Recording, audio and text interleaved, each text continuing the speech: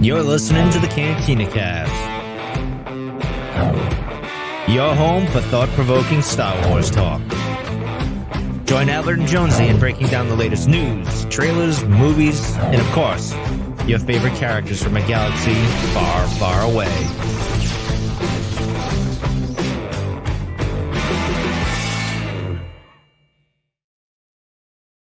Hello, everyone. Welcome to the Cantina Cast. My name is Albert Padilla, and this is episode 465, our Tales of the Jedi coverage, which tonight we're going to start with a kind of a bundling of episodes, which we're calling Dooku's Demise. So we're going to take episodes 2, 3, 4, as that is Justice, Choices, and the Sith Lord, and kind of just talk about our overall thoughts on how we felt about each of the episodes, as well as look at some of the red flags, indicators, the path that leads to Dooku's demise, and try to leverage some of the stuff that we know from some of the books and other canon sources as well. So should be a fun Dooku-centric discussion, although I would imagine we're going to get into some Qui-Gon Jinn, naturally, because, well, he showed up in this series as well.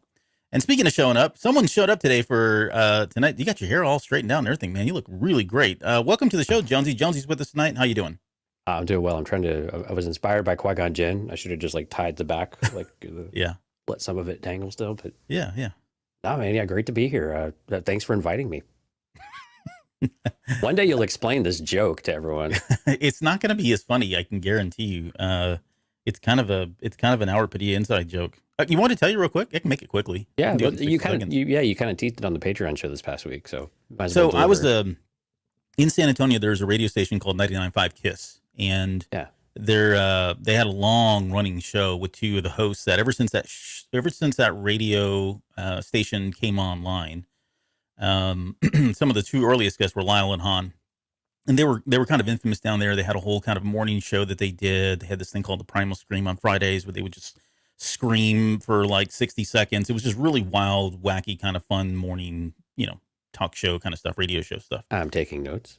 Yeah, but the running joke was that when John Lyle would introduce Steve Hahn, he would say, "Please welcome Uncle Cousin Stevie Hahn," but he would also say, "Joining or with us tonight." He made it sound like it was, surprising that this person was here, that they invited him and they showed up, and it was a big surprise kind of thing. And it was just his run. I mean, you're talking like, I don't know, 15, 20 years running joke every single day, and it always at first it annoyed me, and then it just became. I don't know. On you. Yeah, it grew on me. And it was sweet. And I thought someday, I'm going to be on a Star Wars radio talk show, and I'm going to be bringing on that right-hand man, the other side of this successful show, in the same way to honor John Lyle and Steve Hahn. So is this similar to what the film appraisers do on the Eagle Media Network, where they I forgot the name of the guy that they're always saying didn't show up. He just never shows up. Nah, it's a little different take on that. A little different take on it? Yeah. Kind of reminds me of that, though, too. But it's similar, kind of a running gag joke. It's a common practice, I think. Well, it used to be anyways in old FM radio, AM radio broadcasts. So I'm just honoring you. You don't realize it, but I'm honoring you. You're honoring them through me by using me. You're just using me to honor someone else. Using you, right. Yeah. But anyways, let's that's great. That's thank you for pulling that was a really disappointing story, but thank you for sharing. I told you no one would think that was cool but me, and I was right. But hey, this is what you get for free. Yeah, right. This is the Patreon show, then it's different, but this is free, so you can't hold us to a whole lot here. Well, thank you. All right, well, let's. We got a little bit. We got a little bit of news today, though. So today is Wednesday, December 7th, Pearl Harbor Day, also as well. So. Happy birthday, Dad. Yeah, and thank you for everyone who has served and everything in our country here and gone through some of the challenges that we've experienced throughout our history. But we had some Star Wars news today, though, with this with a Bad Batch 2 trailer dropping, just kind of out of nowhere, just in Disney Plus. Like, here you go, guys. Yeah. Did you get a chance to watch it? I've not seen it. I know you've had a chance, and I've seen some people talking about it. I've seen a couple screenshots, but you've seen the poster. I haven't seen the poster. Yeah, I've watched the trailer, but you haven't watched the trailer. Yeah. Our world is upside down today. This week is nuts, folks. Sorry. Yeah. But trailer. A lot of the same stuff we've seen before. A little bit of an extended sequence there at the very beginning, which was shown at all of at Celebration. But the one takeaway for me, though, that there was a lot more Echo dialogue. It felt like there was a lot more there for Echo, Good. which I'm encouraged about. So I'm hoping that we finally see him get a bit of his due time. There's also a lot more Crosshair in this episode too with Cody. All right. So again, that seems to be an angle that's going to be pushed, and it might be more than just an episode or two. It seems like it will be more. Of course, we have more Rex. Rex is like, "Hey boys, what you up to?" kind of thing. You want to do a mission? So again, this season looks to be very centric towards the Bad Batch doing, figuring out what else they need to be doing in the galaxy. What are they meant to be doing? Not just surviving, but what is their place in the galaxy during this really dark time? So that's pretty exciting. I think this is shaping up to be a good season. It's starting to get me a bit more excited knowing it's just a handful of weeks away now. Mm-hmm. But we're basically right at 30 days, so it's pretty exciting. I'm more excited than I thought I would be for it. Yeah, no, and I think that's gonna. I think I'm kind of with you there, and a lot of it is just. It's not that. I came off season 1 with a super high, especially with the Mount Tantis stuff or Tannis stuff and all that. But right, it's just been so long, and we've had so many different things come in to our lives, really great things that we're still just kind of coming off of that stuff. So I think the 1 month break from a lot of this is going to help us kind of realign and get re-excited for season 2 of the Bad Batch. And it's just going to roll right into Mandalorian after that too, right? Oh yeah, we can't breathe. I think this is just the state. I mean, poo. I mean, poor us, right? I mean, boo. Feel terrible about this, right? Play the violin. Yeah. Continual stream of Star Wars content, but yeah, I think that's how I would do it, right? You don't want it to ever kind of fall in the back of someone's mind. You want them to be always kind of looking at the next piece and knowing that there's something coming. Exactly. There's I was gonna say Jordan Mason had posted as a spoiler, but I want to say it's the whole season, like all of the episode titles. Oh, now really? he did this last time, and some of them were right, some of them wrong. So he's not. I don't think he's officially going out and saying these are it, but he usually has some. He's one of the more credible people out there. So if anybody's interested, go check him out on Twitter. He's got that whole list posted there. And I was looking through and trying to decipher. Star Wars leaks on Reddit. It's always a great place to go and find a bunch of nonsense, but every once in a while you find some gems too. If people are curious where to go get spoilers.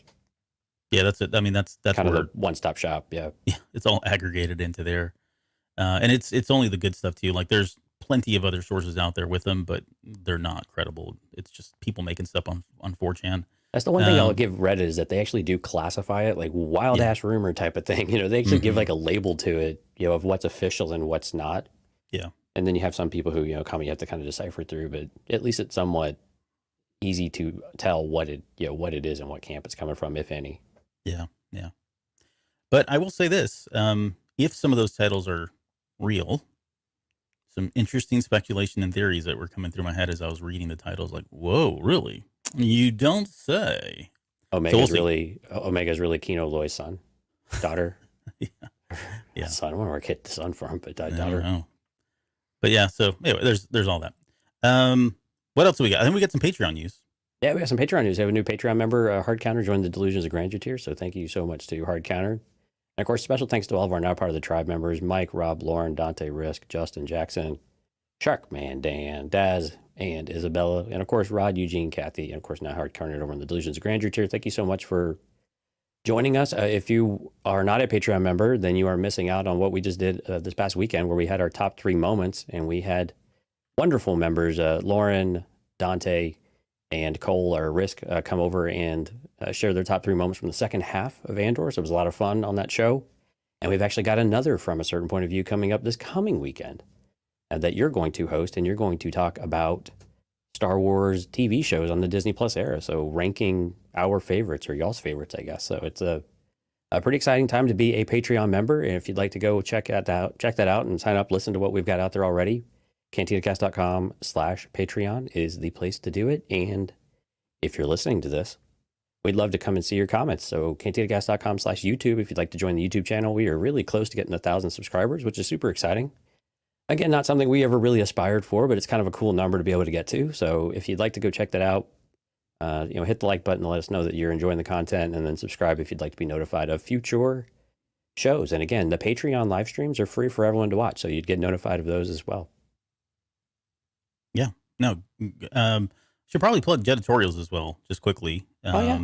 Go for it. Yeah, You just released one, so this is fantastic. Yeah, cantinacast.com/jeditorials. I think we released it over the weekend, so I don't think we've actually talked about it on the main show. But as you guys know, this is our not so clever take on editorials called Jeditorials, and we've already had contributions from Lauren, Dante. You've heard both of those folks on the Patreon shows, and then I've got mine out there called "Where Were All the Dank Ferric Aliens?" So it's my take, my explanation as to why we didn't see as many aliens in the Andor series, and it's a little bit hopefully on the funny side, not to be taken serious, but. When you get a chance, go out there, take a look at all of those janitorials. We've got more coming down the pipeline. We've got a number of articles in flight. Jonesy's got one that he's working on as well. So it's been fun. It's really great to be able to get another way to communicate, connect with folks, and get have your Star Wars fix from that. So yeah, and for all of you, book nerds out there, we might have a special announcement for you here pretty soon too. So we'll just kind of tease that. Oh, what is it? Just a little teaser. I know, secret. Can't tell you. Secrets don't make friends. Just keep that in mind. But they build excitement. But they do build excitement and hype. Okay, let's see what else. I think that might be it. So let's get on with the show. All right, so we're, approaching 500 episodes somewhat. We're getting there. People, it's like pretty close, 35 away, but it's 35 still quite a while away. I think technically we're probably at 500 when you count all the shows that we didn't count numbers. Oh, yeah. Yeah, we didn't number a lot of them, and there's other bonus episodes. But I say that because we did talk about Jedi. We talked about all of these, right? At some point, like Tales of the Jedi. It was like very briefly. I went back and looked. I couldn't find evidence where we'd done Tales of the Jedi, but it's in my memory that we did talk at least briefly about Tales of the Jedi. I'm almost positive that we had like a real quick, because it had just come out. I think we were doing Andor. And in fact, that episode, I think we were tying back some things to the senators, the corrupt Senate, and all that, right? Right. Yeah. So I just meant like some of this may be a rehash. Properly, though. Yeah. We didn't give it its due, right? So some of this might be, I don't know, a little bit of a rehash. But again, we're talking about episode 2, Justice Choices, the Sith Lord. Just quickly, we started off with the Ahsoka Tano episode, and I think it makes total sense, right? Like, she's a kid. We get to see kind of the origin. Then we get into some real serious stuff, and then we pick up Ahsoka a little bit later. But I don't know. Any thoughts as to how that rolled for you? Did it feel weird watching these in sequence? This weird order? Yeah. I wish they would have just done the Dooku ones together, and they'd done the Ahsoka ones together. I don't quite understand effectively chronological order is what they've done. Yeah, I think. You're right. Yeah, that's exactly what it was. I guess because Ahsoka's a baby during these episodes, and then she doesn't come in until well after Dooku's kind of on the way out. Although I don't know that that's 100% true, but yeah, it was weird. If you're watching them, because they released all of them at the same time, and so if you're going to, if you're going to do this, you should probably just keep the arcs together in this case, because it just feels jarring. Because you get left off with Ahsoka, and you feel like, okay, well, maybe we'll go back and forth, but no, we just stick with all the Dooku, and then we have to come back to the Ahsoka, and we do those last two. So I didn't care for that decision on it. Did it make a big difference? No, because I just went and watched the ones I needed to watch, but at least I didn't have to jump to the Dooku ones. But yeah, so that's the question that I was leading up to. Is like when I watched these, I watched the first part of Ahsoka's, and I was like, I just want to get to the Dooku stuff. And then I just went to the Dooku stuff and watched those. And then I came back to Ahsoka, and then I jumped ahead to so I don't know if that's just a weird thing, or I bet most people just watched them in the order, right? I bet it was confusing for people, though. Especially the people who love Ahsoka. They're like, well, why are we stopping here? Yeah. When are we going back to Ahsoka? And they had to keep going. And yeah. So we understand the timeline of it, but I think from a release standpoint and from an audience standpoint, didn't really make a lot of sense to me. Yeah. Well, at least they released them all at once. I was worried they were going to do these once a week for 15 minutes. It's just not conducive to good Star Wars podcasting. Okay, so I want to get your overall thoughts. Well, in some circles, that's good podcasting. True. Because we would have had much shorter shows. Yeah, that's very true. But give me your overall thoughts just on the series. Without getting into some of the specifics of the episodes, although if you want to cite some examples, what did you think about this series? Well, I think the Dooku and the Dooku, each of the Dooku episodes I thought was, this is like must watch if you're a Dooku fan or if you're curious about his decline, right? That was the whole reason why I picked the title for this week of Dooku's Decline.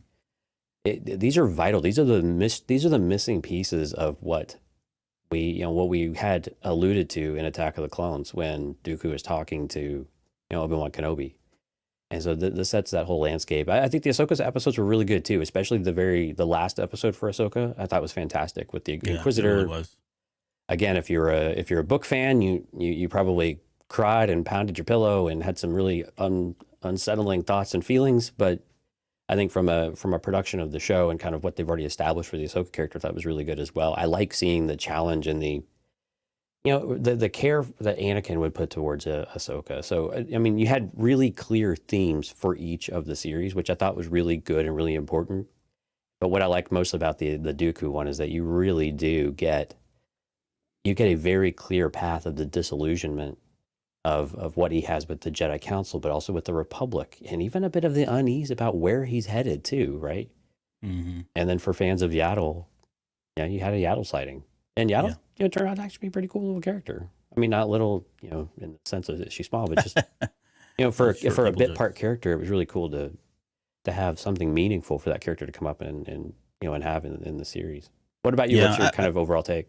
Well, no, I agree with all of that. In fact, I would, I think the first thing I had on here was just lore-wise, right? Canonically, there's some really great stuff in here. Absolutely, yeah. Getting to hear Dooku's perspectives, and and I use this word a lot, and I'm sorry, but it just happens anytime we go back and revisit material, revisit characters.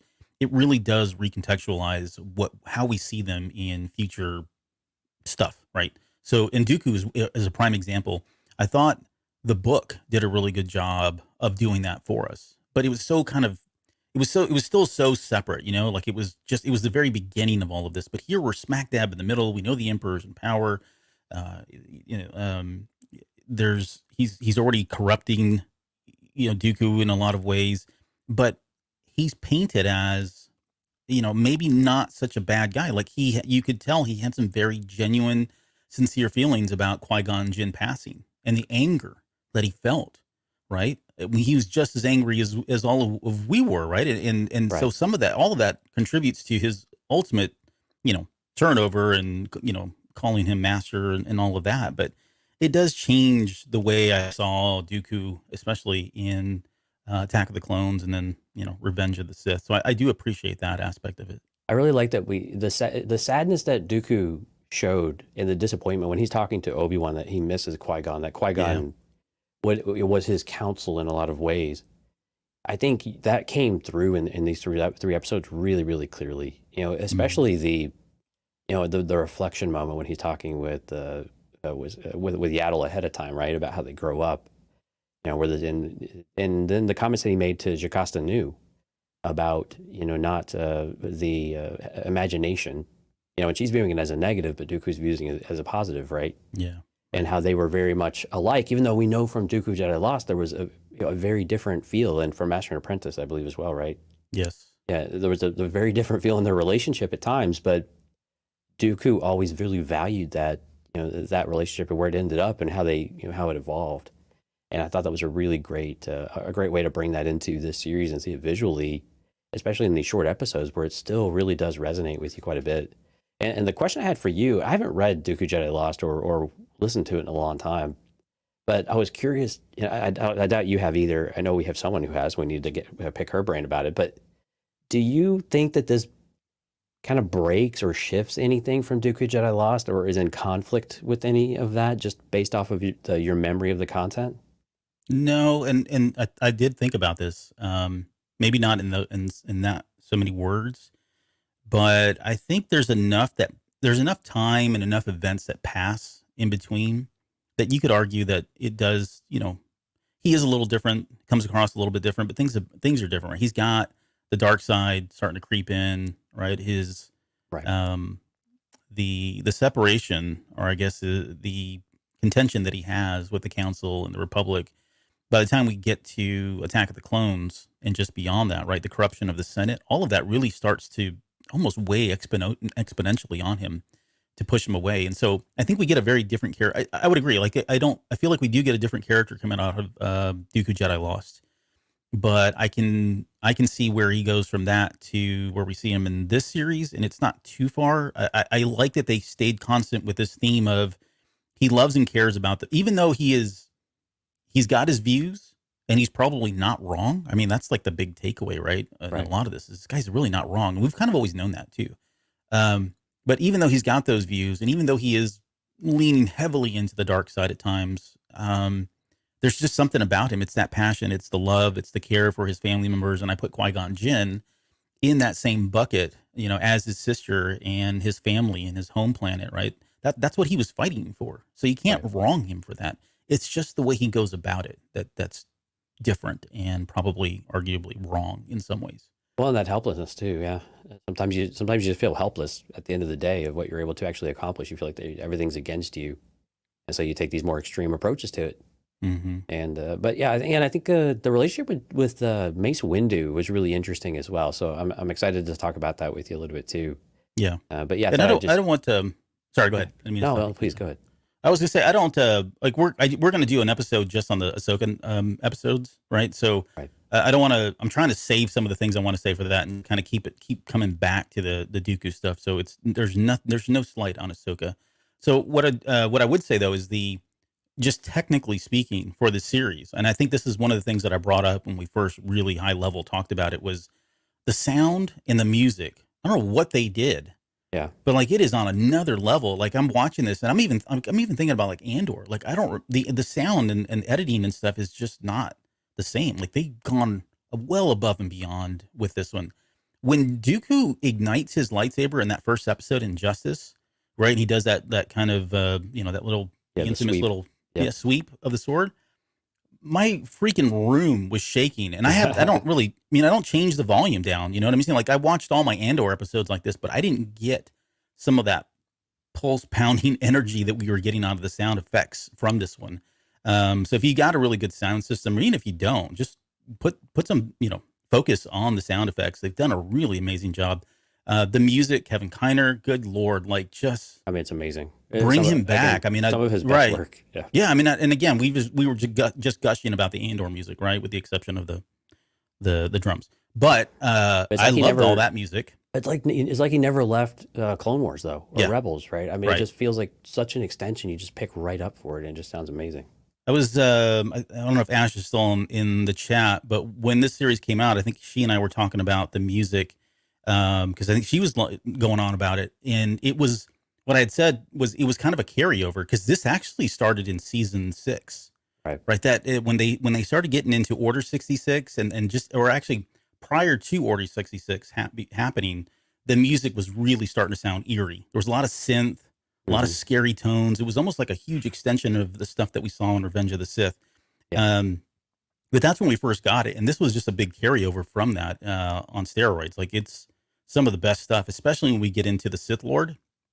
And we've got that when they're setting up the establishing shots for, the Emperor and Dooku, and they kind of have that whole conversation. I mean, wow, it's pretty eerie. Like there's chills that were coming up my back on some of those points. So the music is just amazing. So what do you think about some of the visuals? I think the lighting, again, is just absolutely incredible. But some of the animation, maybe a little bit taken out of it. Maybe where did you feel like it fell short? I think it was more in the movement. I think it was the movement. I think it was just some of the movement was a little bit too soft. I mean, not rigid. It was just like very, very fluid in some scenes, and to where it just kind of felt weird. I thought the visuals of it looked fine, and the animation itself I think was good. But it was almost like it was pushing trying to be a little too real in some ways, without the realness of because it's still very clearly an animated series. So it was just a little bit different on that one. But the lighting, oh my gosh! I mean, I know we bring it up every time a new series of animation comes out, but just the visual elements of it all was incredible, especially with the tree and the leaves falling, and of course the symbolism of all of that at the same time. But the light peeking through certain areas, the light coming through when Yaddle's holding the door, and it's just beautiful to look at. Yeah, I visually, I think I know what you're talking about. I think where I saw what maybe not, where I think I saw this is in choices when Yes. Windu and Dooku start fighting, it's almost like there's frames missing. You know, like they're moving so fast that it almost looks kind of jumpy and choppy. And I mean that was kind of similar in the Clone Wars, right? I think about the Darth Maul and Sidious and Palpatine, or Darth Maul, Sidious, and Savage. Yep. Yeah, when you think about that fight, there was a lot of herky jerky stuff, and that was kind of part of the style. And it wasn't until season 6 when they brought in the mocap stuff and they used what's his face, Darth Maul himself. Yeah, Ray Park. Yeah, they brought him in, and I forget the other lady's name, and they did that. I mean, that was just amazing to watch because it was very different because we didn't see that herky jerky kind of stuff. And I just wonder if they were, I don't know, were they aspiring to try to do something similar to that without bringing in, motion capture? I don't know. I'm trying to make an excuse as to why it was, but I will say kind of this, saw though. it there. But Their lightsabers igniting with the smoke and the debris and the dust and everything. yeah, I mean, it was very reminiscent of, of Anakin and ObiWan, right? Yep. And of Geonosia. And just that those scenes really, really were a lot of fun to watch. I think they were still really well done in that area. I think maybe it was probably that first Dooku episode that maybe felt a little bit, some of those items were a little bit, just the arm motion and stuff, I think was what I was really focusing in more than anything else. the scenes textures, themselves like, were fun. yeah, but like the textures and stuff were on another level. I mean, it was similar to Bad Batch. Yes. I don't know if it's the same engine or not. It looks very similar in terms of the textures that you see on the characters. Even the faces. The faces don't look, they look imperfect, right? Because it's a stylized kind Sure. of artistic. Yeah, and I'm not take on talking it. about that, because I mean that's always been there with Clone Yeah. Wars, and Right. But in this one, like, it's so, like, it looks great. Like, it looks like I don't know how to explain it. It sounds stupid. It looks like an animation piece, but that doesn't make any sense. But there's just something about the texture of all the palettes and everything else are just really great. So I thought they did it. I think they did a really great job with that. As far as the length go, Yeah. like the only thing, the only thing that I was like, wow. I mean, I remember watching the series the first time and just being kind of awestruck about what we just saw, especially given I didn't know what the heck we were going to see until we got to Celebration. We just heard Tales of the Jedi, and suddenly every freaking Tales of the Jedi comic skyrocketed to like $200-300 a piece because we all thought it was going to be some kind of old Republic kind of thing. And then when I heard that it was really going to be just kind of these side stories of Jedi within the Clone Wars era kind of thing, and I was thinking, is that really what I want? Right? What is that title? Is it appropriate? Am I going to really enjoy this? But man, I mean, after now seeing the series, like, it's like, where the hell is season 2? Like, why haven't they announced that yet? And yeah, two, where's the rest of season 1, right? Yeah, the rest of season 1, exactly. And let's go ahead and just crank these up to 45 minutes. Can we just do that? Because I mean, I would love for them to just go all in and steep themselves in a lot of this lore, this Jedi lore. We just don't get a lot of it. And the fact that we got Dave Filoni behind it all, I mean, it's just, it's a gold mine for us. And can we just talk about how amazing Corey Burton is, like on the voice front for Dooku? I mean, Yep. I mean, he does. So for those who may not be as familiar with the voice actors, Corey Burton also does Cad Bane, right? Yeah. Yes. And a couple other, and does I think he's done a couple others in the series too. But man, the voice acting for Dooku, so spot on. Ian McDiarmid, of course, is doing the Emperor. Bryce Dallas Howard is doing Yaddle, which was really cool. Mm-hmm. And of course, we have Liam Neeson doing Qui-Gon Jinn, and other, again, more acting that was just fantastic. But I mean, of course, those are the more the marquee names, I guess, that we'd recognize. But top notch voice acting. But Corey Burton, man, this guy. I mean, not only does he have like the richest voice on the planet, and that we're all just jealous of from a male perspective, but just the chops, man, the way to convey emotion, the way that he captures the essence of Dooku with the regalness and the almost like pomp and arrogance sometimes too. When they were talking about, the rich and powerful, they just kind of look at him, and you just look at how Dooku's dressed, and you can't help but just say, yeah, I'm talking about you, champ. Right. And you can just see it right through it too. But again, with the voice and everything, just the arrogance almost comes out as well, right? From the very first scene, he lays the lightsaber down. Let me make my intentions clear. Oh, I love that part of it. Like, all right, we're just gonna. Yep. Yeah. You go on, Master Jedi, and put your lightsaber out there, saying, "Hey, I'm not here to make a deal, but let's make a deal." Yeah. Let's see. Just quickly, Gene says, "Who do you want in season 2?" I don't. It's funny. If I was, and I have not put any thought into it, and I got an ObiWan. Okay, well, apparently someone has. Well, I was going to say, like, I don't know if I would approach it as who do I want to see. I think I would approach it as to what stories do I want to hear about, and then kind of back into the characters that might be involved from that. I know it sounds kind of the same thing, but I would need to think about the stories. Like, they could easily take this and extend it, like Tales of the Jedi, right? It's so agnostic of a time period, even though this was all set during Clone Wars period.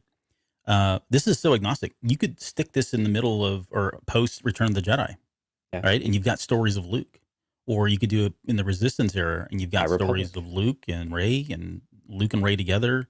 So I mean, there's a really vast, and if they keep it to 15 minutes and these little side stories, there's all kinds of little holes they can fill in, similar to what they've done with, like, from a certain point of view, novels, right? Telling these little side stories. Essentially, this is what they is, just that they are just visually. Could this be an introduction into the High Republic too, with something like this? Oh yeah, for sure. Right? Yeah, you could stick this and say, okay, Tales of the Jedi from the High Republic, and then fill in the gaps. Maybe we get the Yoda. Anything with Yoda. I mean, there's so many. Anything with Yoda would be fine. Please, just give us something. I mean, there's so many. Yeah, but you're right though. There's so many things you could do with this type of storytelling with the short 10 or 15 minutes. You could do a few episodes. Maybe they don't have to be exactly, a story altogether, but they all tell something that you want to get across about where they're at or who are these characters. I think Yoda, the reason why Yoda is always interesting is because he just lived such a long life that that he's gone through various stages of his life and various experiences. And so I think he just fits that content so well. Where you could have Yoda on there 3 or 4 or 5 times, and each one could be a slightly different version of Yoda. Okay, so here's my answer. I was trying to say it, and I was cutting you off. I didn't mean to. So I'm going to go with Tales of the Jedi season 2. I don't really care if it's in one. I want to see Burryaga show up in phase 3, but we get the backstory and how he survived in Tales of the Jedi. That's my answer.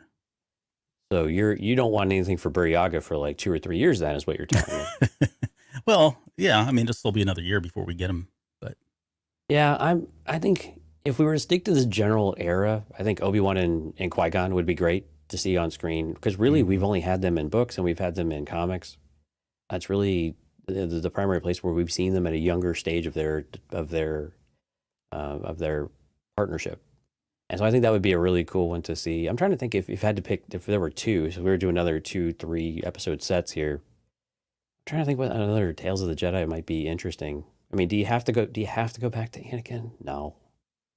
But I don't know if they'll venture much outside of this 20 or 30 years here of, the prequel trilogy and maybe original trilogy. Yeah. Yeah. I mean, what are you telling the sequel trilogy? No, there's stories. Are there? Because the sequel trilogy did everything in about the course of 3 weeks, I think. So I mean, it felt like 3 weeks at least. Yeah. Well, I mean, they started down that path with the comic book, right? We've got some stories of Kylo Ren. We got some stories of Kylo Ren or Ben Solo and Luke Skywalker. You kind of do a Rise of Kylo Ren type of storyline. Yeah, it doesn't have to be that story, but there's adventures that they had, right? You could go into that. Yeah, true. Yeah, like you said before, Luke and Ben would be interesting. Mm-hmm. Yeah, I could get on board with that. Maybe Ben will actually speak. I know. Maybe he'll live. Ooh. All right. He's living with the living. Or I guess he's just with. He's alive. Force. He talked to her at the very end, so he did. It's in the novel. Read it. Okay. I can't read. That's why you do the audiobooks. I knew it. Maz Kanata joking. Can we revoke somebody's Patreon? Can we? You know what? I actually kind of like this idea because Maz Kanata, again, she's lived so many lives. We know that Maz Kanata is in the High Republic. She's force sensitive. Yep, I get it. She's force sensitive. She's in the Force Awakens with Han Solo. There's a lot of history. Yep. Anyway, back to Jedi or Tales of Jedi Dooku. Now that we've skewed. Yeah. Wow, that was quite a tangent, and we don't do that. But so yeah, I can see how they get there. Okay, next question. Let's see. Let's get into justice, and so this is the one where the senator's son is being held kidnapped by people that the senator represents, like his own people have kidnapped his son, and they're sent. They being Qui-Gon Jinn and Dooku are sent to kind of find out where this kid's at and kind of bring him in, kind of thing, right? Rescue him.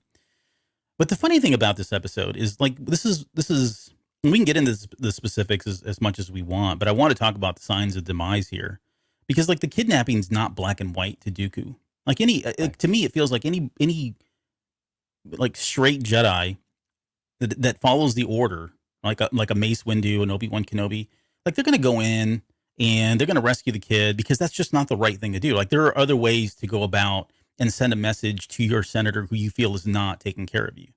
But in Dooku's head, he like justifies and rationalizes all of this stuff, which is mind-boggling to think that someone was like that. And you can visually see how uncomfortable Qui-Gon Jinn is with all of this. And ultimately, he is the right decision, right? He does take the right path, which is go free the son and bring him over there, because that was the only way this whole conflict was going to end. And you've got Dooku, who's already veered into the dark side, right? And we audibly hear him come out of the dark side at one point when Qui-Gon Jinn finally shows up there at the end with his son. So it's a theme, right? That theme of Dooku taking things into his own hand, being the jury, right? Dishing out the sentences, deciding what's right and what's wrong. And I know this is, of course, takes place well before the other two episodes, but you get to see the writing on the wall. We saw this in Dooku Jedi Lost, but he does take things into his own hands, and a lot of times it may not be a more common choice, but he's not wrong either, right? I mean, that's the really gray and ambiguous thing about this. A lot of his decisions, you can see why he would come to that decision or come to that conclusion.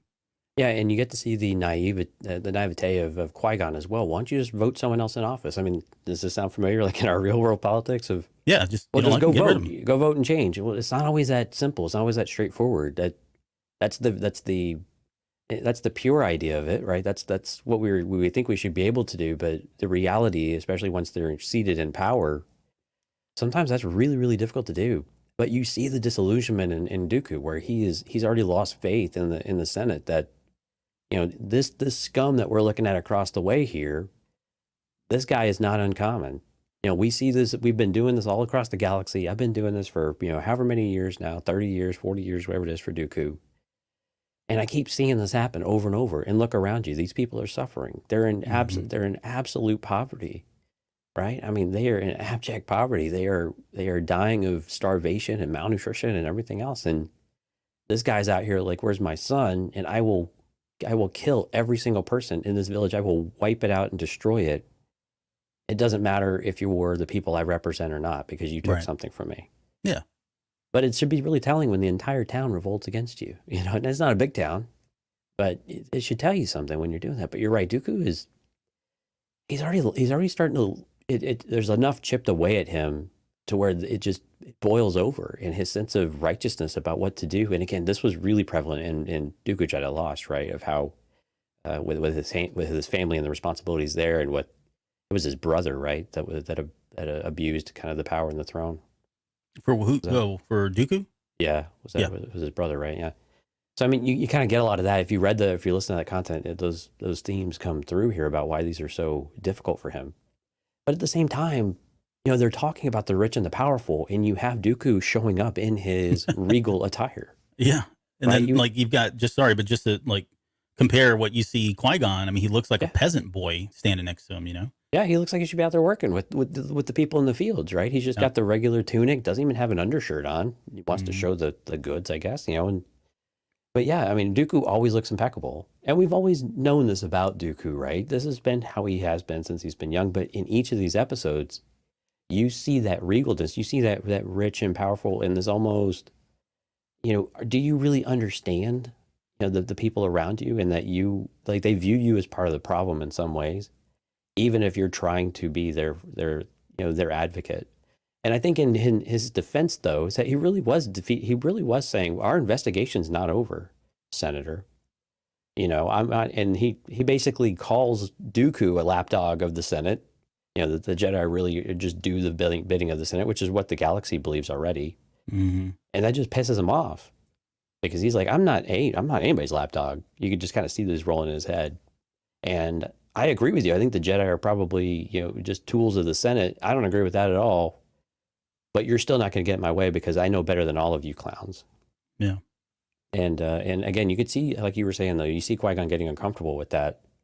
But you also see some of that rubbing off on Qui-Gon though too. Maybe not the arrogant side of it, but that looking beyond the surface, thinking things in a different way, in a different direction, and you get that later on in the later episodes too.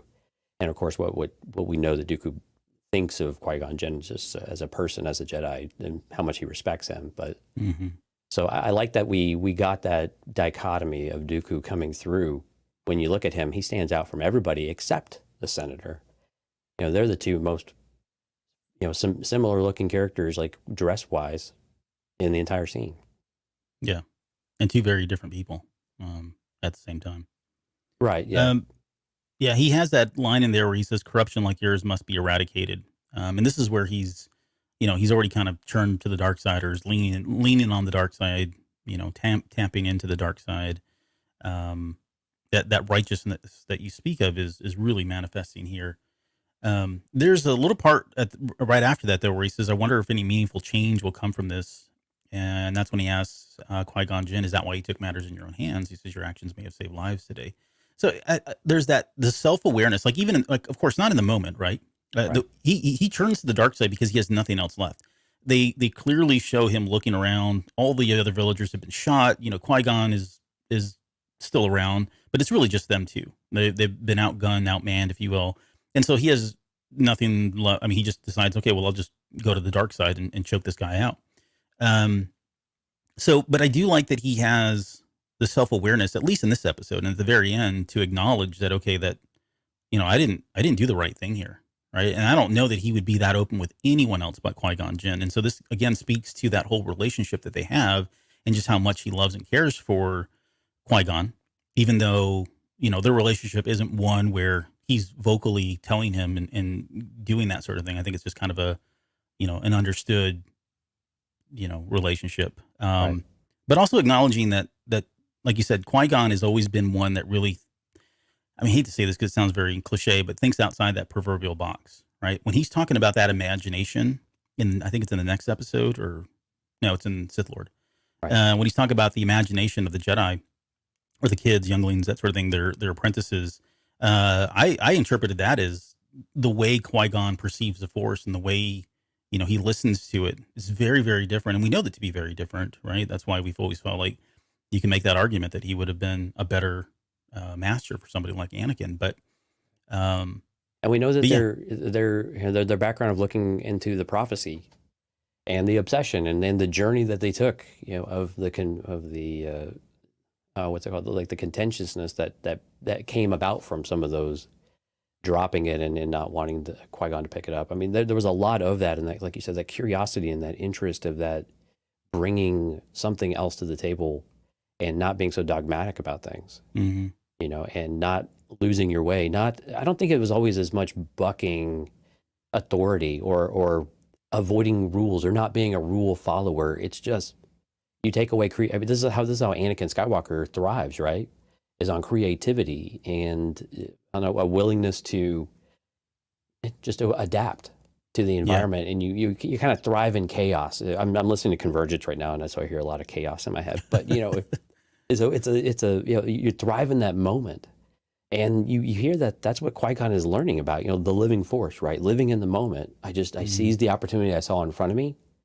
And of course, it saved lives. It saved Dooku's life, I think. Yeah. It's very much what he's talking about. He's like, you saved me from doing something that I would not have been able to come back from. Right. Because I guess once you go down that dark path, forever does dominate your destiny, right?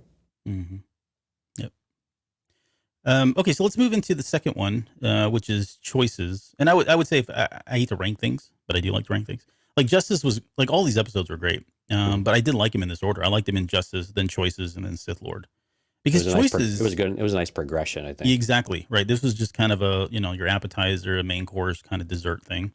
But for this one, in Choices, there was some really good exchanges between Dooku, and Mace Windu, especially at the very end, right? Talking about ideologies and all of that. I mean, we're really kind of getting into the weeds with a lot of the Jedi viewpoints, especially like we said, Qui-Gon Jinn and Mace Windu. But this one revolves around a Jedi master named Katri, and I did not get a chance to go back and look to see if she'd ever been, mentioned in canon. I'd never heard of the name before, and that's fine. We know there's hundreds of Jedi around this time. But this Master Khatri dies on this particular planet. Dooku and Windu are sent out there. They're not on the council. Well, at least Windu's not on the council yet. They're both masters. And the whole premise is for them to go bring the body back. And that's it. Like, that's all they were asked to do. Of course, they get out there, and Mr. Judge Jury decides, hey, while we're out here, let's go ahead and break a few eggs, try to get to the bottom of what happened. And again, he's not wrong. Like, this, to me, seems like the right thing to do. And the thing that I would question, which, you know, we don't have all the answers. We don't know what's really happening here. But if I'm Dooku, why aren't we doing this? And why isn't somebody at least telling Dooku, you've got your mission, and we're sending, oh, and by the way, we're sending Yaddle and whoever else to go do the investigation piece? Because in his mind, it's almost like the Ferrix thing in Andor, right? No, this is like Anakin and ObiWan. It's implied in our mandate. Yeah, no, exactly. Oh, perfect quote. I didn't thought about that, but yes, perfect quote. Like this, there is a hard implication, or it's heavily implied that if they're going out there for something like this and they don't know the answer, right, they're going to go find hard evidence. They shouldn't just take the senator's word at face value that this is what happened. And I think that's really what's rubbing Dooku the wrong way, because he's already, at this point now, he's really not happy with the way things are being run. He does feel like the Jedi are really the lapdogs of the Senate. And so, yeah, we're just going to let this Master Khatri die, and no one's going to ask any questions, and we're just going to trust these senators who are eating fat off the land and getting all kinds of kickbacks and whatever else. I mean, that's not the right thing to do. When he turns it around on Windu as well, saying, you know, would Master Khatri leave here without finding out what happened to you? Like, how do you think that would have gone? And no, that's not the type of character she was. Or at least that's what we're led to believe through Dooku's lens, right? At least, but this is the idea though of like Windu being such a strict rule follower. It made so much more sense though with some of the content we see later. But again, it's almost like he's serving. And this is why the end of the episode is so frustratingly awesome, because when he's secretly put on the council and Dooku feels like something went around him and that Windu didn't tell him, right? Right. And of course, Mace says, no, I didn't, you know, we got this mission at the same time. I didn't know this was happening, but he didn't lie to him either. He just said what it was.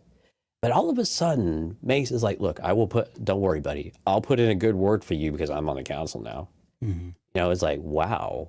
I mean, you can imagine what Dooku was thinking in that moment, like that he didn't pull his lightsaber out in that moment in a charge, like actually kind of surprised me a little bit. Yeah.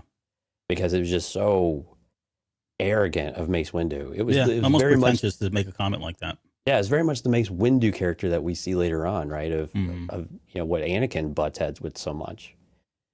You know, where he knows best, follow the rules. You know, don't step outside of your mandate, don't step outside of what you've been tasked to do. You have your orders, go do them, come back and talk to me. And we get this during Clone Wars too, and I believe I think there was one other comment, but maybe it was all in the Clone Wars, but you know, where he just believes everybody should just do what he says to do. But I guess Dooku has more clout, I guess, at this point, though. So Mace Windu keeps going along with it. Is that kind of what you were taking from it? I mean, I think so. I think Dooku's a little more seasoned still. Yeah, I think he's probably the more seasoned, at least on the council, on the Jedi. Yeah, on the Jedi Council.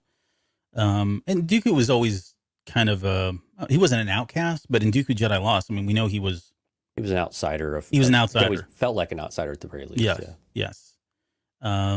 Whether it was the way, you know, his masters were training him, how he, you know, sometimes he had certain masters that he was questioning, things just he never like went through the Jedi Order like by the book, where somebody like Mace Windu was probably, you know, that officer. He's kind of like went through officer training, if you will. That quote at the very beginning says, "My friend, your devotion to rules is sometimes inspiring and sometimes maddening," and that is like Windu in a nutshell. And we've talked about that, but I thought it was beautiful that they put that in there, because it really does sum up his character and a lot of what we see later on in the Clone Wars and the movies, the subsequent movies there. But getting back to so where I was going was, as I was watching it one of the times, I started thinking, you know, I wonder if there were, I'm not going to call it corruption, right? But if I'm going to send Dooku, which I have questions why I would send Dooku out for something like this anyways, right? It seems to trigger him. Like, this seems like a very hot spot to put him in. This is not where I would send him. But if I am going to send him for whatever reason, I would think that the one person that I would send him with would be somebody like Windu, someone that I know I can trust to follow the order of the law, not diverge from it, right? Have the best chance of not letting Dooku go rogue, which he still kind of does anyways. Right. And I think part of that's because Windu just wants to fight anytime he can get it. That's kind of a joke, but yeah, I mean, like that to me, I wonder if they did pair them up for this kind of a mission. I think it's just to our benefit because we got to see a pretty cool action sequence between them. Are we arguably two of the best lightsaber people, battlers, fighters during this time period? Absolutely. Are these two? And we'd never seen them really together. We saw them at odds in Attack of the Clones, but we'd never actually got to see them fight together. So I really enjoyed that particular action sequence because of just how skilled both of them are. I agree with that. This was one of the more exciting moments I think in the entire block of episodes for Tales of Jedi. And again, you get to see the discipline, but also just the power, the sheer power that they both have, and the kind of a different approach to how they do things as well. But I thought it was a really good fight scene, though. Really, really entertaining, and I like that we finally get to see them kind of flex that power. Whereas in the previous episode, yeah, we get to see Qui-Gon and Dooku very skilled, of course, but in this case, like they're fighting for their lives, and so you get to see more of that come out. There's and the other thing that this episode does, and the first one as well, right? It's all building to that third one, and really showing you why somebody like Dooku, why it was so easy for Dooku to align with the Emperor. And we know the Emperor's got his own motives, and Sure, Dooku's just being played, right? But when he says, there's that the security guard says that the Jedi claim peace, but mostly keep law and order for the rich and the powerful. Like, we have no reason to question that that's happening. I think there's again, perfect examples. Look you up and down looking at Dooku, and he's the epitome of it too, right? Right. Just look at you. There's nothing humble about him. Yeah, that's a great way of putting it. Yeah, You know what I mean? Yeah. But even his lightsaber, I mean, it's ornate, curved. It's just his style is like, very refined and very proper, and yeah, right. But I mean that's so weird. It's weird because what you can see how that perception is there, but he's just so far from that, like if the reality is, and we know that, right? But yeah, I mean, so the guy says it's evident throughout the galaxy, right? He tells Dooku this. And if you're Dooku, you're going on every one of these missions now, and it just seems it's like a theme, right? It's a repeated pattern of people coming up and talking to you about this, right? And that starts to get in his head, it starts to eat at him. And so it's driving him closer and closer and closer to finally making a decision about, I've got to do something. Where can I go? Who can I trust? Who can I help? Who can help me change things for the better, right? Unfortunately, Palpatine's just, way too willing to entertain all of that for his own deeds, but it's the whole dark side path of it. And I want to come back to those comments right there when we get to the Emperor, because who's the person that Dooku would have turned to? There's only one, right? It seems like there was only one person he would turn to. So I want to revisit that when we get to the last episode, when we get to the Sith Lord. Let's see. Okay, so before we do that, let's. I want to talk about what Dooku says to the guard, and I want your thoughts on this. So this is after the security guard's imprisoned, and he kind of walks up to him and, kind of has this very quiet conversation with him, even though, he really doesn't need to. Like, they've already imprisoned him. There's no reason to at all. But he says, your ideology, while faulty, does have its points. I don't condone your methods, but you had every right to protect your planet. That sounds like himself. Make sure your people don't lose heart and evolve, Samaj. It is the only way you will truly have victory. I say that for all of us. What do you take from that? Like, how much of that is him channeling his own personal thoughts, given what happened on his home planet? Is he foreseeing like the demise of the Senate, demise of the Jedi, and unless somebody has said something, like he understands that this is inevitable. Like, we're all going to fall here soon. Yeah, I think what he has seen is that, and again, time and time again, is that he sees that people are trying to secure the ways that things have always been, and they're fighting change in every way possible. And unfortunately, while sometimes keeping the status quo is definitely something that we should entertain and we should talk about, but it shouldn't be a de facto place to be. And unfortunately, what he is seeing is that by controlling power, by keeping power, by withholding opportunity from other people, it's having a severe negative effect, and it's not getting any better. And unfortunately, the Jedi, and these are the things I'm thinking probably are going through his head, the Jedi are just as guilty because they're the ones doing it. They really are at the service of the Senate.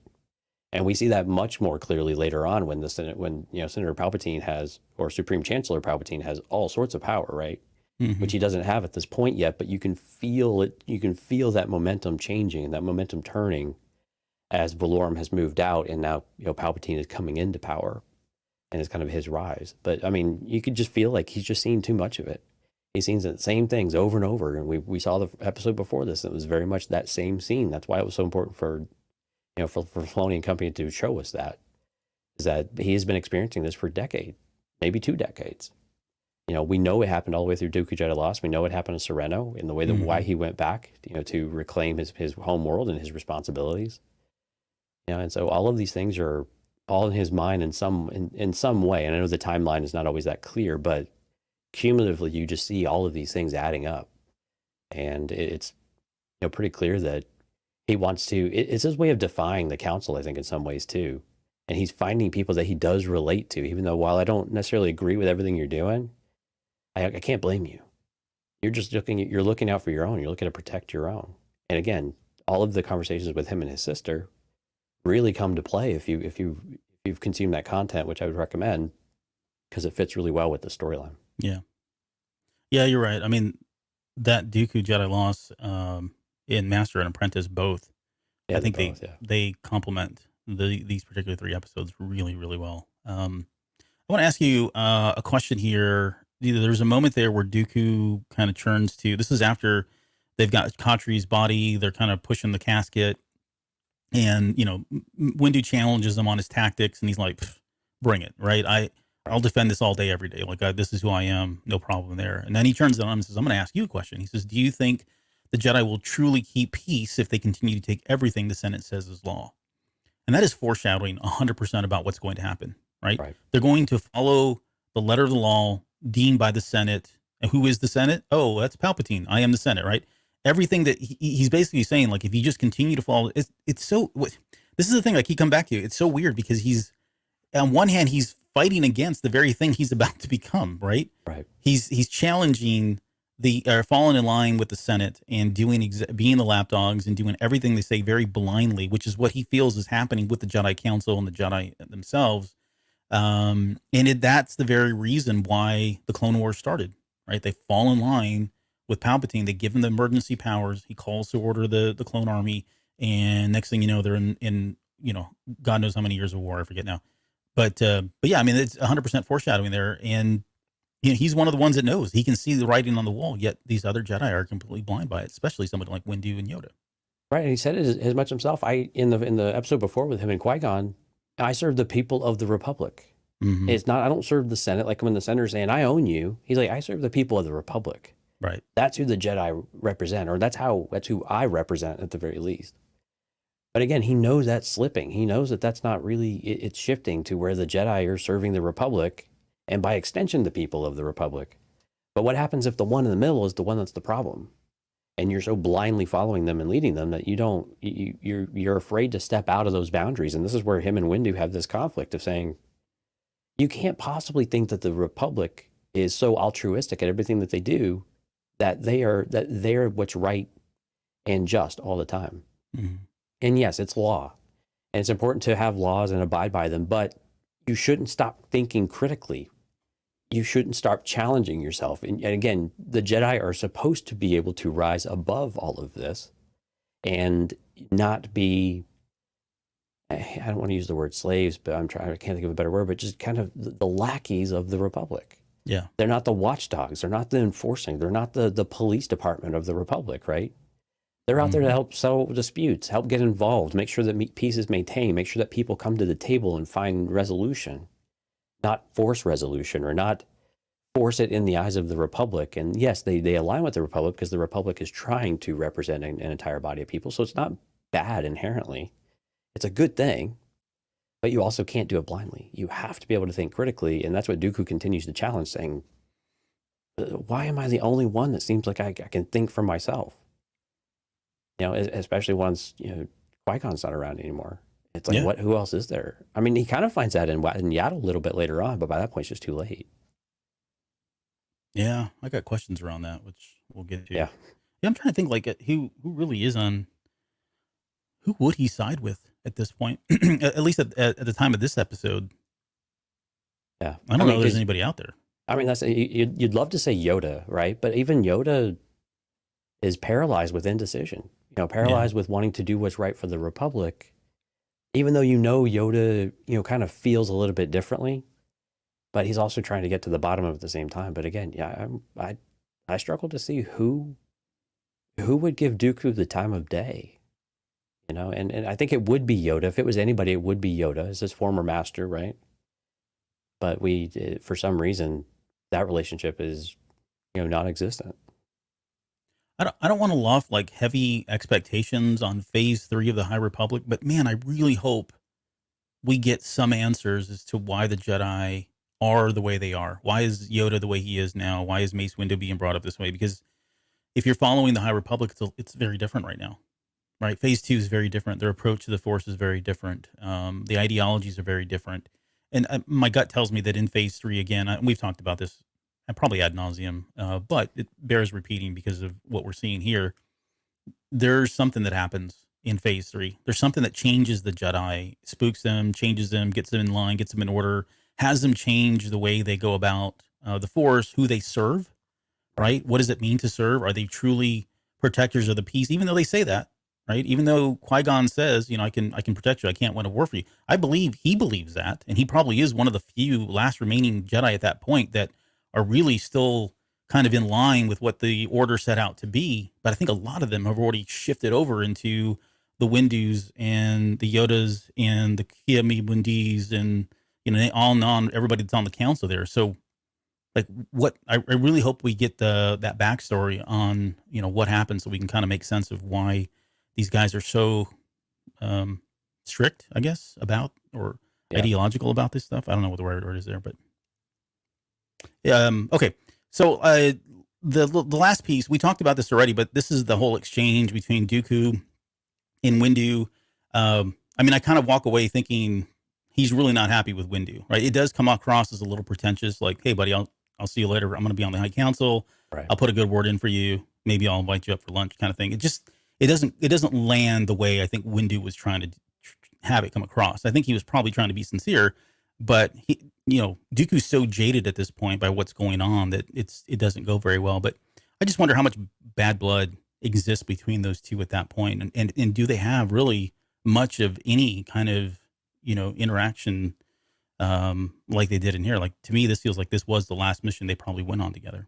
I think it's absolutely right. I think it was the last one, and I think there's a lot of animosity. I think there's jealousy from Dooku's side on to Windu about how is he getting rewarded when this mission was my idea, like for us to actually do what we were supposed to do. It was the right thing. He didn't want to do it. He wanted to run back and forth and spend time and waste time. And it just doesn't make any sense that this is the behavior that we're rewarding. We're rewarding the dogmatic approach of the Jedi. We're rewarding basically the complacency with what's going on in the corruption in the Republic. We're rewarding all the wrong things, Mm-hmm. And then the audacity of Mace Windu to say, I'll put in a good word for you, that your actions really were pure and intent. Like, Chief, no, you wanted to abandon this Jedi Master who was very well respected and loved. And you think that was okay to go run back and forth and let the council do it when we were there and all we had to do was ask some questions. And I'm sorry, Dooku's approach to this really wasn't that bad. I mean, aside from the violent aspects of it, but I mean, his approach to it of wanting to go see the site, you are there. Why don't you look around? Why don't you take the time? It's not just a collecting the body type of mission. Yeah. Is it implied in your mandate? I don't know, because we didn't hear the order specifically. But if we're to take Mace Windu at his word, which I guess we probably could or should, maybe it was just to go and collect it. But then again, it wasn't necessarily here's all of your orders, come straight back, type of thing. It may have been more open-ended. But I think with Dooku, he's just done. He's just so tired of it. And again, I get that at this point, we don't know if he has done anything wrong yet or flirted with. We don't exactly know where he's at in his dark side journey, specifically with the Emperor, with Sidious. So it's a little difficult, but we're led to believe that maybe it's not quite taken place yet.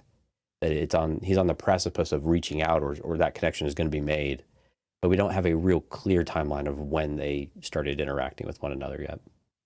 Yeah, I mean, I think they're in talks, because by the time we get to this next episode, I think that action, the killing of Yaddle, is kind of like that's the cross. Like, I think that's when that was his do you think Windu to Anakin. Do you think that's the Kyber that he bled? Yeah, probably.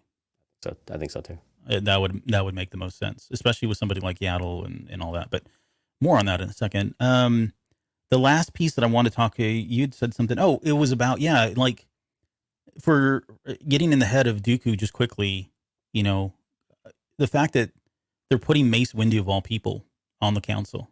Right? We already talked about him as being kind of that officer that came up through the academy. He is the poster boy for what the Jedi Order are and who they aspire to be at this point. He's going to follow the line. He's such a, by the book, by the numbers kind of person. And for somebody like Dooku, he's wanting change, right? He wants change to kind of happen from the inside, and the inside being the council. And to empower and put somebody like Windu in place just maintains the status quo. If not, just makes it even more dogmatic. And that's where I think this probably wasn't, I wouldn't say it's the final straw, but I think it's a very clear message to him, probably personally, first and foremost, but it's also a very clear message about what direction are the Jedi going in. He's probably hoping, holding out hope that they're going to change and they're going to come around. They're going to see all of the things that he's talking about and see how he could, how righteous he is in defense of his actions. And that really was the right thing to do.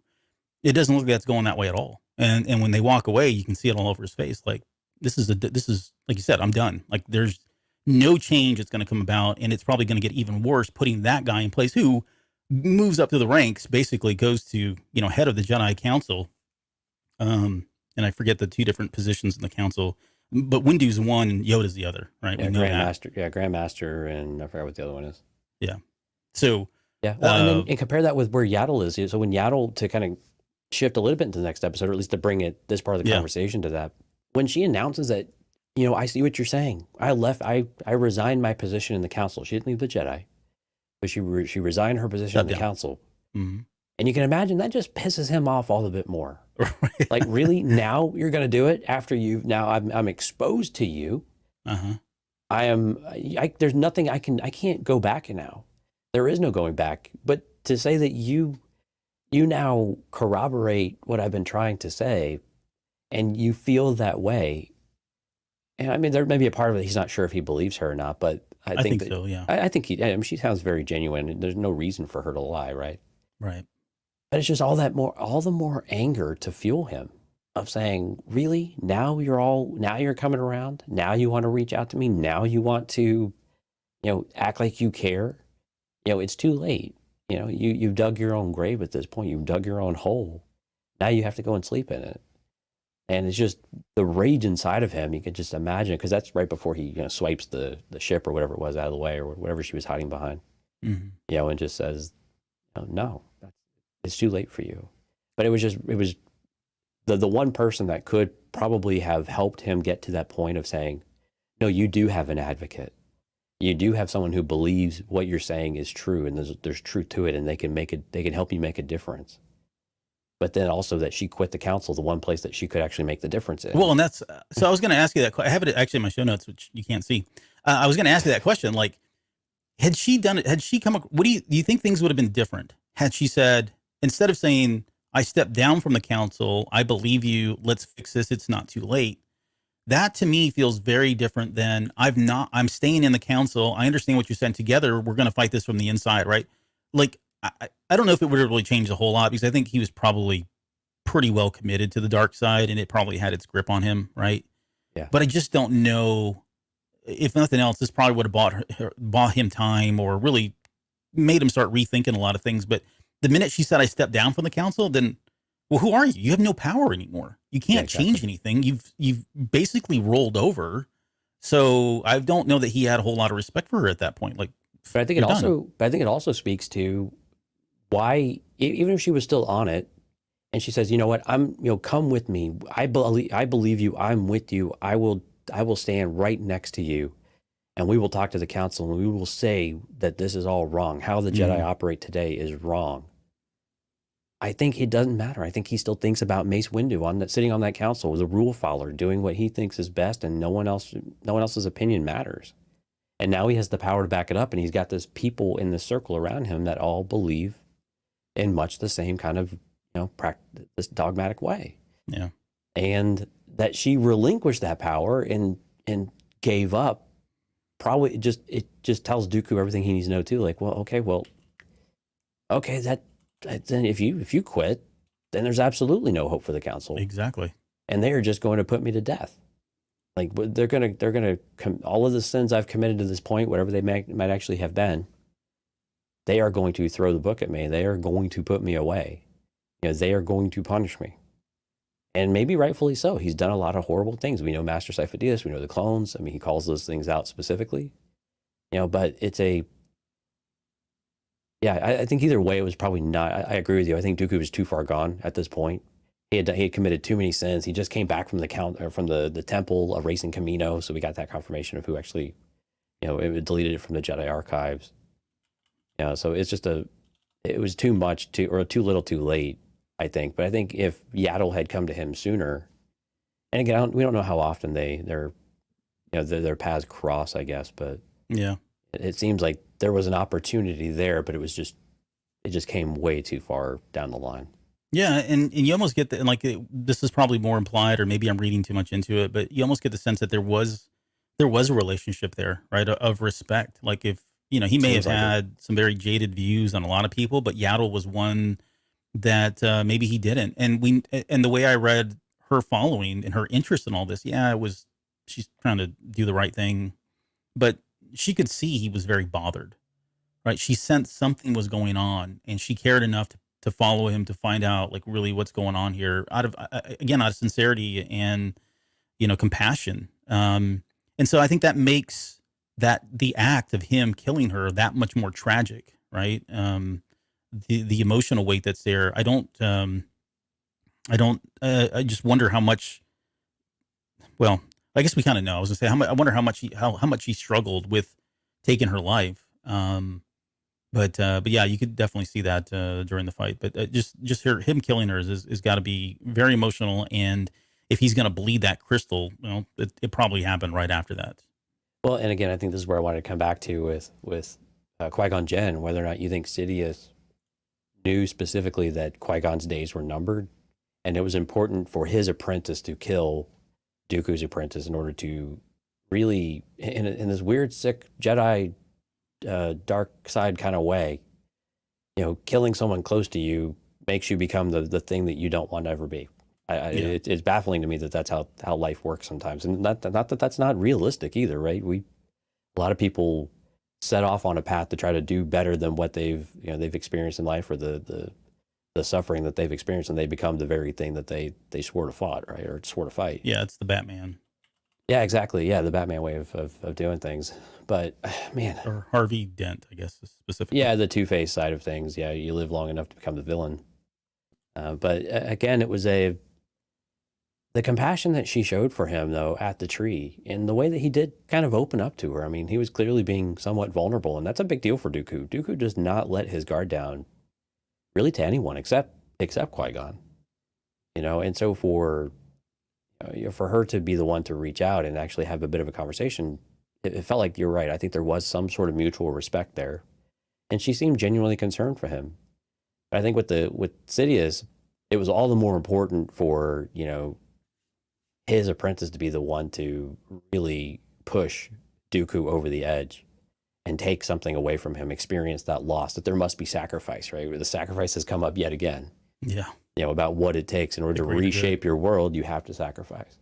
Let's just call it what it is. Yeah. Sacrifice. Oh wait, that's not the line. No. Yeah, no, I wouldn't put it past the Emperor to do that. It certainly makes that conversation a lot easier to like, hey, we're the same, right? We both lost somebody close to us in this whole thing, and this is why we were, the Force called upon us to come together, kind of thing. I can see him totally manipulating that situation. I don't know how much he had directly in a hand of. I mean, he sent Darth Maul there, right, to kill them. Right. So, if it worked out, then all the. Right, but again, we don't think that. I mean, while Dooku was a bit disillusioned, thinking that Qui-Gon would have been his ally, I mean, Sidious knew better, I think, too. Like Qui-Gon, I don't think Qui-Gon would go that far down that path. You know, No. Qui-Gon would leave and do things his own way. Yeah. He would not align with the dark side. Right. And I think agree. he was much more pure in that regard. And it would have come to blows with Dooku at some point inwards, where they probably would have had to have a face off, and have a big showdown that way too. And it would have been master versus former apprentice. Well, and I think Palpatine tells him, he says, he could have, when Dooku says, hey, he could have been a powerful ally, he says, for you, perhaps. Yeah, exactly. He would have been a threat. Right. Because who's the one person that would have been able to influence Dooku potentially? Qui-Gon. That he at least would have had his counsel, would have been Qui-Gon, right? Yeah, exactly. Yeah. So, yeah, I mean, Qui-Gon had to go. As far as the Emperor, he was in the way. Right. Similar to like a Kenobi and Anakin, right? Kenobi had to be gone. Like that transition probably couldn't happen. I mean, there was ways to get around it, but that was a key piece that needed to be removed in order to get Anakin to fully commit. And what better way to do that than to turn, right, Anakin on Kenobi, or have him feel like Kenobi had turned on him. Well, and what's the narcissist's number one weapon? It's isolation, right? Yeah. Yep. That's exactly what happened too. In the chat, Gene had asked, did he kill Sifo-Dyas? Never understood how he died. We talked about this in an episode years ago now, but my understanding, if I remember correctly, there was a ship, and I think Dooku had the ship shot down. Yes. And Sifo-Dyas crashed and died in the ship, and then they kind of covered up, and then using his name and all that stuff for the clone army.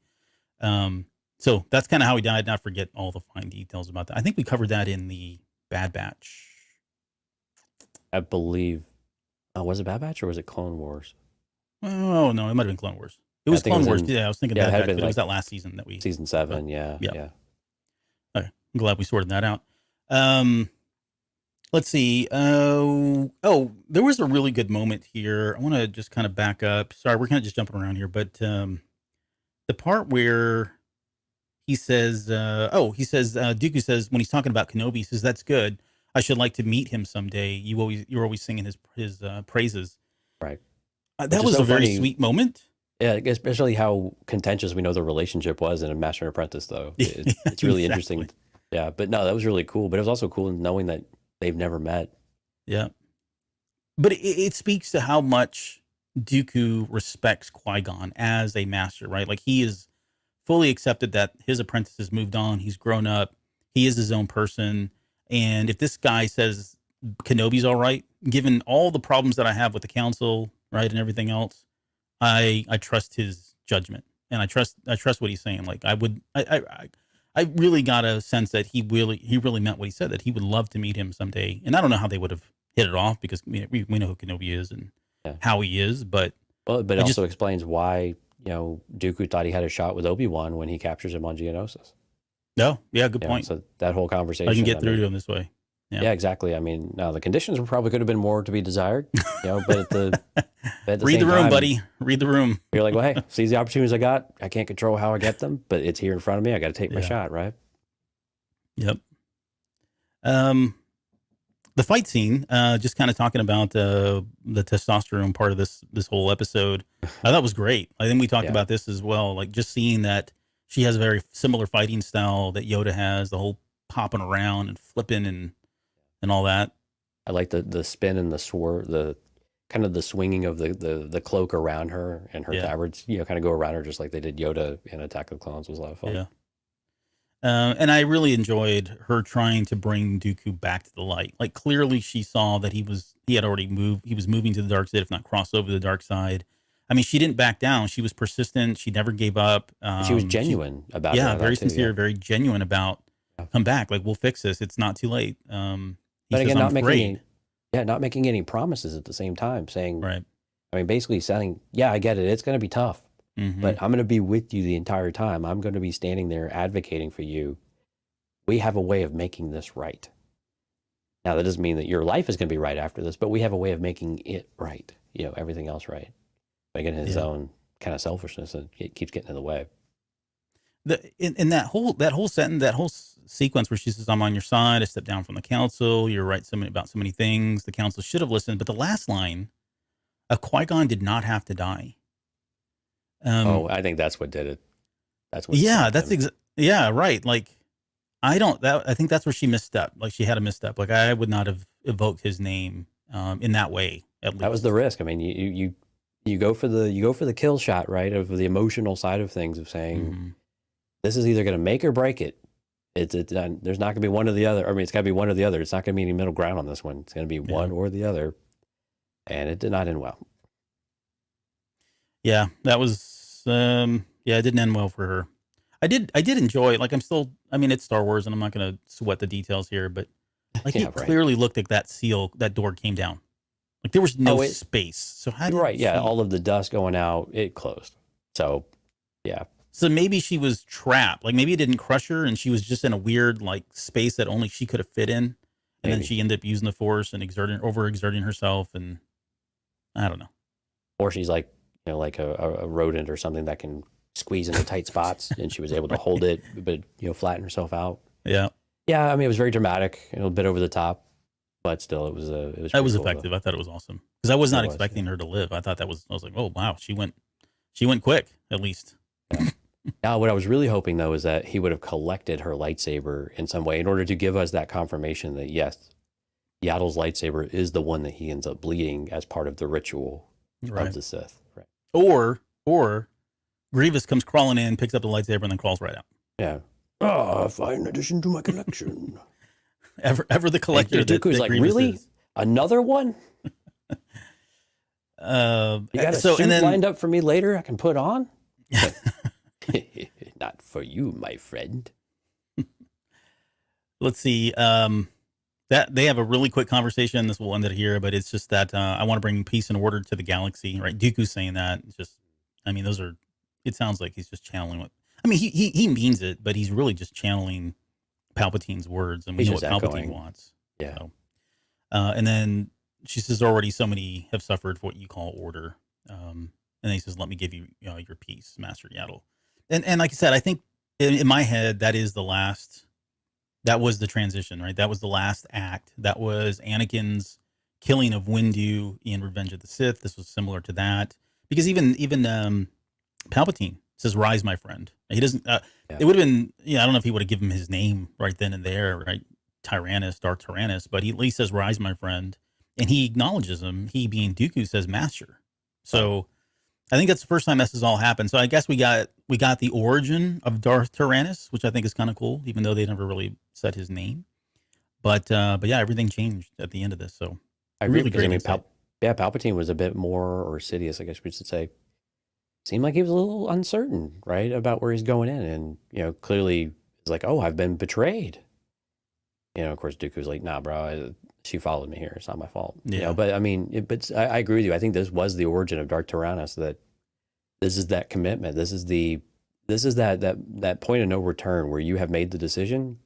You are now in, because you have done that specific action. Again, I agree with you. I think Anakin with Mace Windu and interfering there was very much that moment for him. Where you completely let yourself go, and you feel like there's no turning back at this point. Mm-hmm. There's no road back to where you were before. Even though, really, if you're already at that point, you've kind of already sacrificed it. And we could probably argue that Dooku in his head probably says he's already gone. He's already past that point anyway. But now you've committed the ultimate sin. Yeah, he was responsible for Sifo Dyas, but I was kind of indirectly responsible. I didn't pull the trigger, kind of thing. But yeah, this one he delivered his own type of peace and justice. Which is sad, because Sifo Dyas and him, that was his buddy. Like that was the only the only person that trusted him and he protected him. That's just tragic. It's really just tragic. And again, so is the relationship with Qui-Gon to an extent too, of just the sadness that he must feel. But again, the relationships that masters and apprentices have.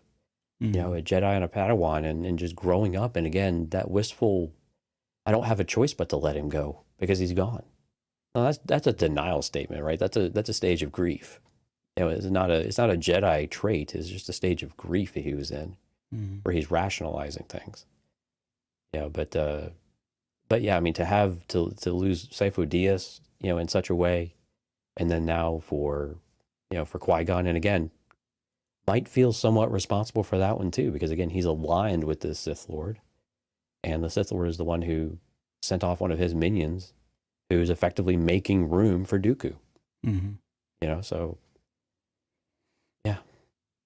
Yeah, there's just a point of clarity when I said that Yaddle could feel something or she sensed something, and which is why she followed him. I think more than anything, it looked like he was mourning, like he had that moment where he was in front of the tree and all of that, but there was still some like callousness about him. Like he wasn't, it didn't seem like he was fully grieving. And I don't know. I mean, I guess you could argue the Jedi at that point, they're not going to feed into their emotions. So maybe that's right on point for him, but he did just seem kind of like stunned maybe, or cold about it all, given the relationship and whatever it was, whatever level that was, it was enough for Yaddle to kind of hone in on it and be like, okay, this is a little, uncharacteristic of him, having just lost somebody like Qui-Gon Jinn in his life. That's pretty important. So why is he seem so pretty passive about it? He wasn't even going to the funeral, right? I mean, that's like the red flag right there. Like, you're not going to attend the funeral?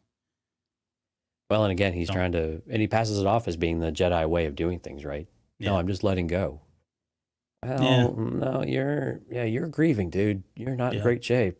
But again, but I think it does speak to Yaddle, though. She did feel something was wrong, like that he hadn't betrayed the Jedi, but that he needs help. He needs support. He needs, care and love and affection, things that the Jedi don't do for the most part. Mm-hmm. They don't know, either they don't know how, or they've forgotten how, or they just don't want to make the time for it because they just feel like it's, which, and again, to your point before, when we look at High Republic and how they treat all of these types of emotions and feelings, very, very different.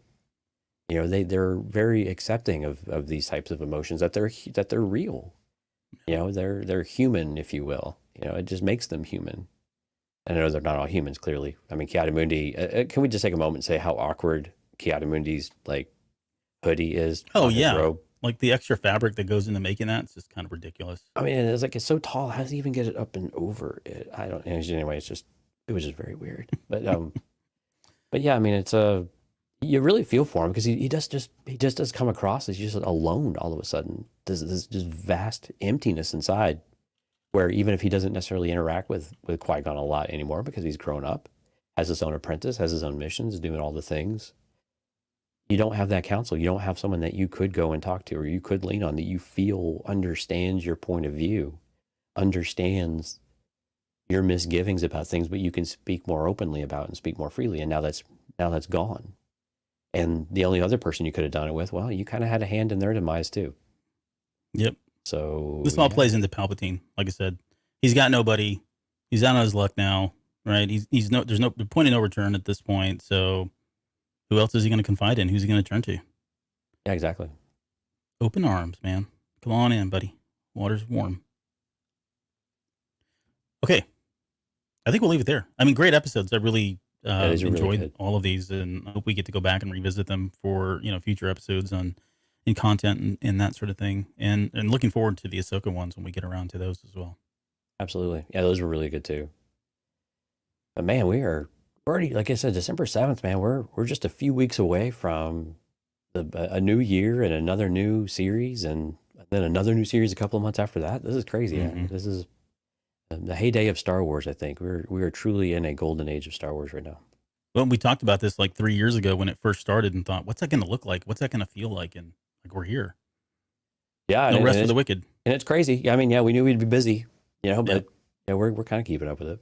Yeah. But again, I think it's a testament to that we are getting really quality content, right? We talked a lot about this with Andor, but I think with this series too, solid writing, very concise, very tight storytelling. They have a very specific story they're trying to tell, not only within the 10 or 15 minutes, but the total 45-minute arc, if you will, of where they want to take that character and show you this development in this short period of time. And so I think that this works. I think this is really what's exciting about some of the opportunities of what Disney Plus provides, is that you can do these types of storytelling in a very different way. You don't have to go and throw it on YouTube, and you can release it all at once, or you can do weekly releases over an extended period of time. But you can do things, you could try different things. You could try them out and do different things. And I think this really will appeal to, I think this will probably appeal more to maybe a bit of the older, more traditional audience. Maybe so than younger kids, because again, it was pretty these were fairly dark episodes, right? I mean, pretty Yeah, heavy, and a lot of kind of a lot of darkness shrouding everything at the same time. I see what you did there. Oh, did you? Yeah. No, well, I would say, like, as far as the reception goes, right? Not that I have like the biggest pulse on all the different sects of fandom, but they're like, this seems to be a series that's been well received by just about everybody, right? There's Oh, something in here good. for everyone, you know. The fact that Filoni's behind it helps a lot, because that usually is kind of, that's one of those, you know, divider lines that exist in Star Wars. George Lucas being another, Ryan Johnson being another, right? There's these people and these big names that kind of separate these groups, but yeah, I think by and large, I think the reception and the feedback has been overwhelmingly positive for these episodes. It's so weird too, because, like, you know, you've got somebody like Ahsoka, who we have such a rich history with already, and then we get even more of this, and we get like the backstory, and there's something meaningful and purposeful about even just her, you know, the beginning of it, all the way back to when she's an infant and a child. So I think from that perspective, it definitely enriches the lore. And so, like, it does, I think it has the potential to bring in new viewers, especially given that they're so small in size. It's Yeah. not a huge time commitment. And it's a really quick way for somebody who may not be up on, you know, all of the ordeals that happen within the Clone Wars series, all 7 episodes, to be able to just kind of pop in and go, oh, okay, cool. Look at these little, I mean, they're very poignant, significant stories. And if you've watched the movies, some of this makes sense. Like, you get to see firsthand some of those. It's almost their origin stories for a lot of the beats that happen in the movies. And so, from that perspective, I think they're really bringing in folks that aren't like us, who have tied ourselves Right. to the mast of everything that's Star Wars. You know. I would really, and I think it shows you that the Clone Wars style of TV Mm-hmm. still has a lot of legs to it. I mean, a lot of Oh, for legs in sure. this animation style, and I think we've proven that with Clone Wars season 7. We continue to prove it with Bad Batch as well. Yep. Mm-hmm. And again, I would really love for them to get out of this era and apply this animation and this way of writing and style, and apply it to a new timeline. You know, let's try something. Let's get our feet wet. You know, is this High Republic? Is it Old Republic? Is it, you know, whatever? But let's see if we can use this as that test bed to really make it work, just like what Clone Wars was, right? We knew we had Attack of the Clones, but we wanted to really build out visually what that era, what that time looked like. You know, show those journeys from where we go between these few years of these movies. And Yeah. I think it's so familiar now, and it's so powerful, and we've got such a great creative team behind it, that let's leverage that. Let's try to use this as that conduit to bring people into these newer stories, regardless of the timeline that they're in, but introduce them to them where they might not go pick up the book. Because, I mean, picking up a book is a time consuming activity. You have family, you have work, you have all of these other commitments, right? It's difficult to convince everybody to go do it. But can we put it in front of you in a different way that's more consuming or consumable? Consumable. And especially in these really short bits that are still fairly tight and compact, but have a lot of story and depth and density to them. A lot of opportunity there. But I know animation has a lot of work that goes behind it too, so it's a bit of a risk. But I think it would be a calculated risk that you could really see pay off, especially with the fantastic creative teams we've got behind these things. Yeah. No, I agree. I agree 100%. I'm looking forward to it, and we probably won't cross that threshold of new era type storytelling until we get to Ahsoka and probably Skeleton Crew. I think we're probably going Yeah. to jump into some really new kind of territories, no pun intended, almost literally, that we've never been in. But like you said, something like this, you know, season 2 or an extension of season 1, whatever we call it, is a perfect opportunity to kind of land some additional content like that and really kind of open the eyes and really get us exposed to a lot of the other timelines that exist in Star Wars. Yeah, because unfortunately, by living in this era, we're still in the Jedi bashing period of life. Yeah.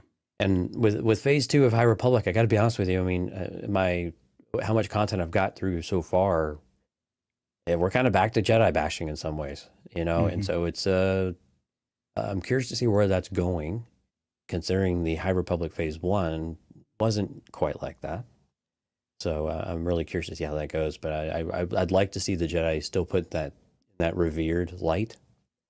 Not that they're perfect by any stretch, but I'd like to see them still carrying that flag of peace and justice and representing the galaxy, not necessarily just representing the Republic.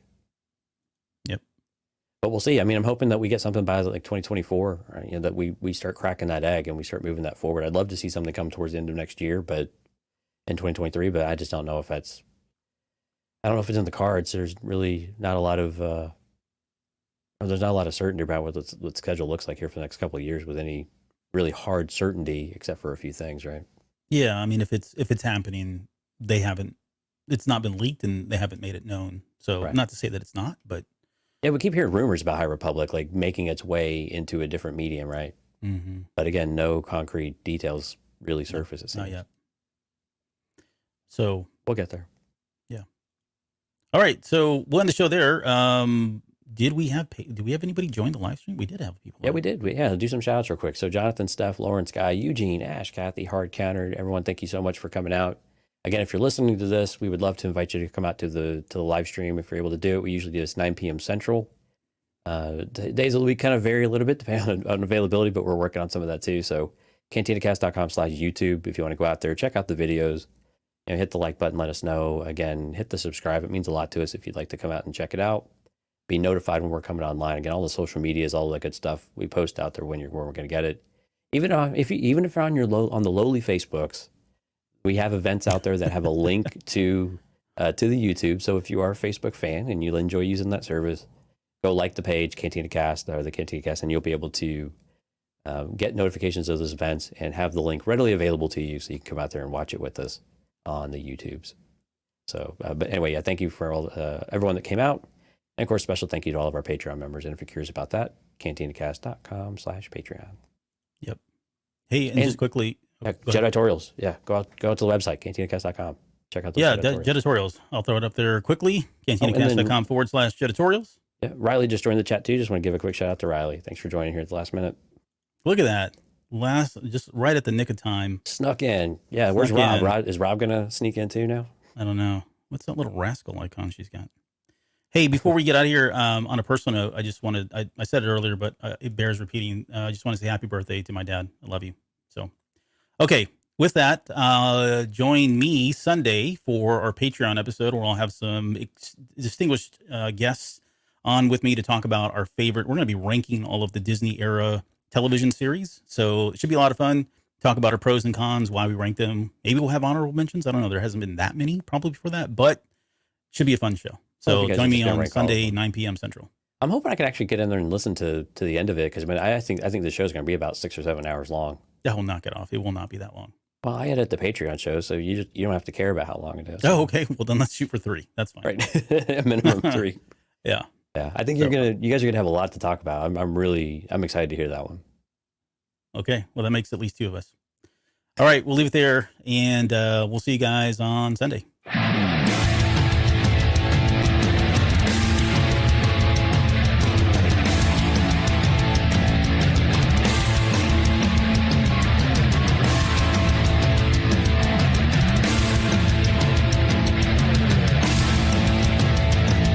You're still listening? Wow, that's amazing. Well, I'm here to give you the disclaimer. Normally we do a big, long, drawn-out disclaimer thing saying what's what and who's what and all that other stuff, but I think you guys kind of know that Lucasfilm and Disney have no affiliation with us at all, and we have none with them. We talk about Star Wars, which is their property, and all that other good, fun stuff, but I think you can tell which is our stuff and which is their stuff. If you can't, well, then send a lawyer to send an email to me, and I'll be glad to chat with them. Other than that, you know what's what, so that's your disclaimer.